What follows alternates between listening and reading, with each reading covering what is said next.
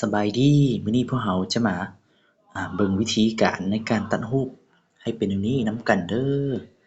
ซึ่งวิธีนั้นจะเป็นแนวใดก็ต้องขอโทษขออภัยนำผู้ที่รู้แล้วเนาะเพื่อบ่ให้เป็นการเสียเวลาเนาะขอเชิญบรรดาท่านเข้าชมได้เลยเนาะการตัดรูปแบบนี้โดยโทรศัพท์มือถือนี่มันก็บ่ได้ใช้หลายขั้นตอนปานใดเนาะมีแต่เจ้าก็ปฏิบัติตามข้อยก็แล้วเนาะอ่า อันนี้ก่อนอื่นหมดเราต้องได้เขียนรูปโมเดลของเราและต้องได้มีการลบภาพพื้นหลังออกให้หมดเนาะเพราะว่าปกติแล้วรูปตัวนี้มันจะมีพื้นหลังแต่ว่าข้าพเจ้าได้ลบแล้วส่วนวิธีการลบภาพพื้นหลังก็มีหลายวิธีบางคนก็ลบอยู่ในคอมด้วย Photoshop เนาะบางคนก็ลบด้วยเว็บไซต์ต่างๆด้วยแอปต่างๆและส่วนผู้ใดที่ยังบ่ทันรู้วิธีลบภาพพื้นหลังนี่แม่นสามารถคอมเมนต์ใต้วิดีโอนี้ข้าพเจ้าจะมาสอนหรือว่าวิธีแนะนำให้เพิ่มเติมเนาะแล้วรูปที่2แม่นเราต้องได้เกี่ยมตัวนี้ภาพพื้นหลังที่เราก็เกี่ยมมาให้มันเป็นสีดำขาวในนี้และตัวนี้เราสามารถดาวน์โหลดจาก Google Play Store Google ก็ได้เนาะมีแต่เราเข้าไปใน Google และเราพิมพ์ว่าพิมพ์ตามข้อยเลยเนาะ Gradient Black and White ในนี้เนาะเข้าไปเลยเราไปเลือกที่รูปภาพเนาะ Image หลังจากนั้นให้เราเลือกภาพที่เราต้องการเนาะ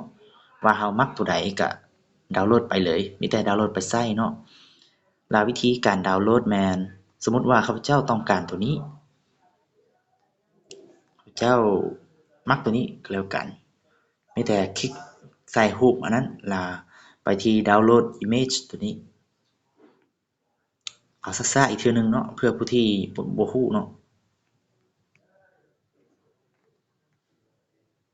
ตัวนี้มันดาวน์โหลดได้แล้วมันบ่ให้ดาวน์โหลดแล้วเข้าไปที่แถวที่4เด้อดาวน์โหลด Image เด้อหลังจากที่เราดาวน์โหลดได้ภาพพื้นหลังเราสามารถเลือกได้หลายๆสไตล์เนาะว่ามักแบบใดหลังจากที่เราดาวน์โหลดได้แล้วมีแต่เข้าไปในแอปตัดต่อเลยอย่าลืมว่ารูปของเรานั้นมันต้องลบภาพพื้นหลังออกเด้อส่วนไผที่ยังบ่ทันรู้แม่นสามารถคอมเมนต์ใส่ใต้วิดีโอนี้ค่อยจะมาอ่าอธิบายเพิ่มเติมอีกเด้อและแอปที่เราจะใช้มาตัดรูปแบบนี้แม่นเราจะใช้ IP หรือว่า IBIS Pen X เนาะแม่นสามารถดาวน์โหลดจากPlay Store ตัวนี้เราสามารถดาวน์โหลดจากตัวนี้เลยเนาะส่วนผู้ใดที่ใช้iPhone นี่ข้าพเจ้าก็บ่รู้ว่าสิแนวใดเนาะแต่ว่าก็แนวใดก็อย่าผู้ใดที่ใช้ iPhone เฮ็ดบ่ได้ล่ะก็คอมเมนต์มาสิแนะนำเพิ่มเติมอีกเท่าที่รู้เนาะมีแต่เข้าไปในแอปอีกต้องขอโทษขออภัยหลายๆที่เว้าหลายหน่อยหนึ่งเนาะเพราะว่าเพื่อผู้ที่ยังบ่ทันเข้าใจปานใดมันจะเข้าไปที่ My Gallery หรือว่าตัวรูปเป็นตัว Big เนาะเข้าไปแล้วแม่นเข้าไปที่ไม้บวกอยู่ซ้ายสุด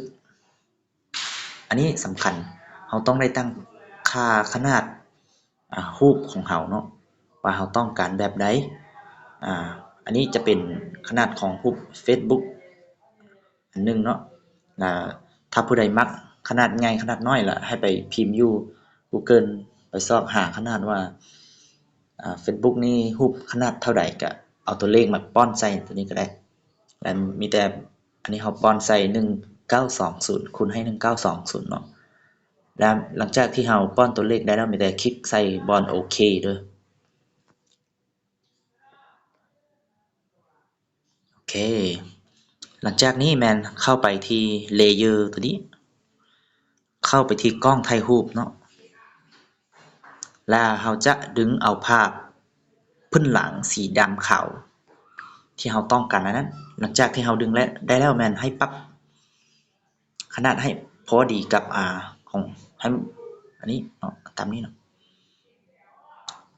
เข้าไปที่ cancel เลยโอเคหลังจากนี้แม่นเข้าไปดึงภาพของเราอีกภาพโมเดลที่เราลึกภาพพื้นหลังออกนะโอเคได้แล้วเนาะแม่นให้ปรับตามความต้องการของเราเลย มีแต่คลิกใส่ไม่ถึกเนาะเข้าไปที่ cancel อีกนี่เราจะได้รูปเป็นนี้หลังจากนี้แมนให้เราไปดาวน์โหลดตัวลิ้นหนังสือเนาะเราจะเอิ้นได้มีแต่พิมพ์ตามข้าพเจ้าเด้อ B brush overlay พิมพ์ตามนี้โอเคเรามักตัวครอบใส่หนังสือแบบใดก็ดาวน์โหลดตัวนั้นเลยสมมุติว่าข้าพเจ้ามักตัวนี้มีแต่คลิกใส่เครื่องกลางดาวน์โหลดได้เลยหลังจากนี้แม่นให้เอาเข้าไปที่เว็บ remove bg ตัวนี้นะ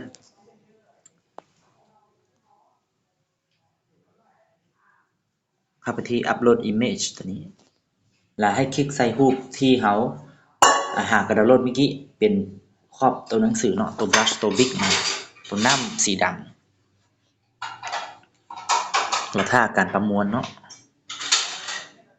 ขอโทษหลายที่เว้าไหลหน่อยนึงเพราะว่าเพื่อผู้ที่ยังบ่ทันเข้าใจดีปานใดเนาะหลังจากที่เราเอาถ้าการประมวลสำเร็จแล้วแม่นให้คลิกไปที่ดาวน์โหลดเลยอันนี้แม่นเราจะลึบ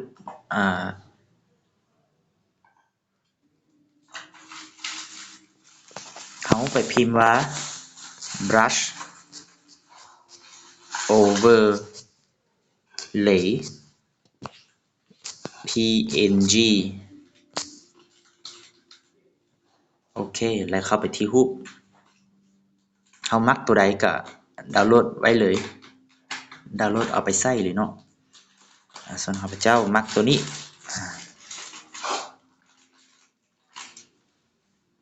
หลังจากที่ดาวน์โหลดได้แล้วเนาะแมนเข้าไปที่แอปคือเก่าแล้วเข้าไปที่กล้องถ่ายรูปอีกแล้วดึงเอาตัวเมื่อกี้เราหาก็ดาวน์โหลดได้นะนี่มันจะได้เป็นอันนี้จัดวางตามความต้องการของเราเลยอันนี้พับพื้นหลังตัวนี้มันจะดำน้อยนึงละเจ้าจะปรับโอเคเราคลิกใส่เลเยอร์ของพับพื้นหลังเนาะแล้วมีแต่มาปรับ opacity ตัวนี้อันนี้มันจะเห็นถ้าเราปรับเต็มมันจะเห็นแจ้งปรับนี้มันจะกระจ่างหน่อยนึงเนาะประมาณนี้แหละหลังจากนี้แมนเรา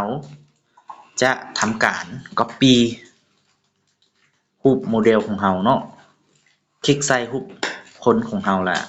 เข้าไปที่ duplicate layer เด้ออันนี้เด้อแถวที่3เด้อหลังจากนี้แม่นให้คลิกใส่ layer ตัวรูปนี้ขอโทษด้วยตัวรูปนี้ล่ะให้คลิกไปใส่ที่เครื่องหมายนี้ move layer ตัวนี้ให้ปรับขนาดของโมเดลของเราเนาะตามความต้องกันเลยอันนี้เราจะเฮ็ดเป็นเงาเนาะแล้วตัวนี้เราจะมี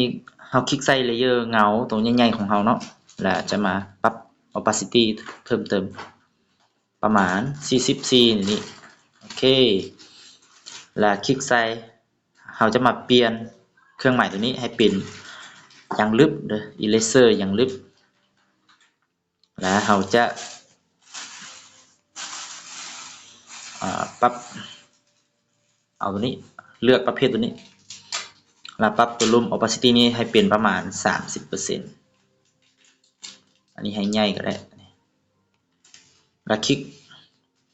อย่าลืมคลิกใส่เลเยอร์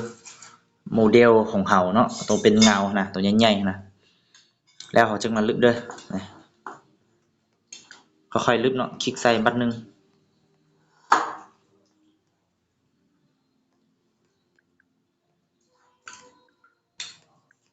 ถอยหลังเด้ออันนี้ถอยหลังเด้อ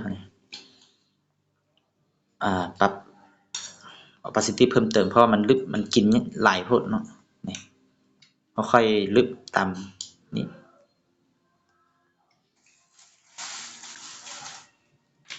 หลังจากนี้แม่นเราจะมาพิมพ์ข้อความนำกันคลิกไปใส่เครื่องมือตัวนี้แล้วไปที่ตัว T หรือว่า text ตัวนี้แล้วให้คลิกใส่บอลที่เราต้องการป้อนข้อมูลใส่แต่ว่าเปลี่ยนสีตัวนี้ให้เป็นสีขาวก่อนโอเคตั้งค่าสีตัวนี้เป็นสีขาวก่อนแล้วคลิกใส่ add text ตัวนี้แล้วคลิกใส่บอลนี้แล้วพิมพ์ตัวหนังสือด้วยตัวอย่างว่า love you โอเคอันนี้จะเป็นขนาดบอลนี้จะเป็นขนาดของอันตัวหนังสือเด้อนี่เราจะเบิ่งเห็นอยู่ภาพนี้โอ้ยขอโทษเด้อนี่อันนี้เป็นขนาดอันนี้แล้วอันนี้เป็นสีของตัวหนังสือเด้อเพราะว่าตัวอย่างนี่อันนี้จะเป็นทางในของสีในของตัวหนังสืออันนี้จะเป็นครอบตัวอย่างว่าสีแดงเนี่ยมันจะเปลี่ยนไปตามที่เราปรับเนาะนะครับเจ้าจะเอาเป็นแต่สีขาวให้เบิดเนาะและอันนี้จะเป็นตัวเฮ็ดตัวหนังสือย่อวางนี่หนังสืออะไรก็อยากได้คลิกใส่ไม่ถึงเนาะแล้วคลิกใส่ตัวหนังสือของเราแล้วย้ายมาอยู่บนนี้อันนี้สาเหตุที่บ่เห็นตัวหนังสือเพราะว่าเลเยอร์เลิฟยูหรือว่าตัวหนังสือนี่มันอยู่ลุ่มของอันบอลต้นน้ำสีดำของเราแล้วเนาะไม่ได้เราคลิกใส่สามคลิปตัวนี้เนาะของอันเลเยอร์ตัวหนังสือและย้ายมันขึ้นไปถึงสุดเนาะเด้มันจะเห็นแล้วอันนี้และอันนี้ก็เป็นวิธีการแต่งรูปให้ได้ตามนี้ด้วยโทรศัพท์มือถือเนาะส่วนผู้ใดที่ยังบ่ทันเข้าใจก็คอมเมนต์อยู่ใส่ใต้วิดีโอนี้ก็ได้เนาะเขาเจ้าจะมาอธิบายเพิ่มเติมอีกแล้ววิธีการเซฟนี้แม่นให้เรารวมเลเยอร์ตัวนี้ให้หมดก่อนไม่ได้คลิกใส่เลเยอร์ถึงสุดแหละคลิกใส่บอลนี้บอลดาวน์โหลดนี้คลิกใส่โอเคคลิกอีกรวมเลเยอร์จนเบิดเด้อให้มันเป็นรูปเดียวตัวนี้โอเคให้มันเหลือเป็นในนี้หลังจากนั้นเราจึงเซฟโอเคคลิกใส่3จ้ำตัวนี้แล้วคลิกใส่แถวสุดท้ายเนาะ Save Layer as Transparent PNG เด้อหลังจากที่มันดาวน์โหลดได้แล้วลองไปเบิ่งดูเป็นจั่งใดหน้าตาของมันโอเคเราจะได้รูปในนี้แล้วเนาะโอเคโทรศัพท์มือถือก็ตัดได้ในนี้ก็ถือว่าสุดยอดแล้วเนาะส่วนที่ผู้ใดที่ยังบ่ทันเข้าใจบ่ใดก็มีปัญหาบ่ใดก็เสร็จมาหาข้าพเจ้าโดยตรงก็ได้หรือว่าคอมเมนต์อยู่ใต้วิดีโอนี้ก็ได้ข้าพเจ้าสิมาอธิบายเพิ่มเติมเด้อขอขอบใจอย่าลืมกดไลค์กดแชร์เพื่อเป็นกำลังใจให้เด้อขอขอบใจ